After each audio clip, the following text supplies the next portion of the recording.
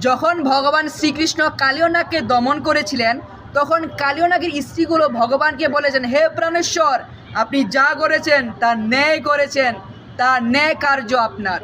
তাই তারা সাপ হয়ে বা সর্প হয়েও ভগবানের চরণে আত্মনিবেদন করেছিলেন এবং ভগবানের আইন শৃঙ্খল তারা মেনে চলেছিলেন।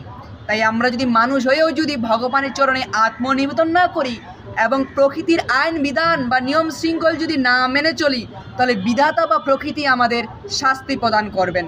তাই আমাদের সকলের উচিত ভগবানের চরণে আত্মনিবেদন করা এবং নিষ্ঠা সহকারে হরে কৃষ্ণ মহামন্ত্র জপ করা দরকার। তাই আমাদের ভক্তিবিনোদ ঠাকুর বলেছেন যে, গৃহে থাকো বনে থাকো সদা হরি বলে ডাকো। তাই আমি তো হরে কৃষ্ণ মহামন্ত্র জপ করতেছি, কিন্তু আপনাকেও আজ থেকে হরে কৃষ্ণ মহামন্ত্র জপ করতে হবে। কি আজ থেকে আপনারা হরে কৃষ্ণ মহামন্ত্র জপ করবেন তো? হরে কৃষ্ণ, হরি বল।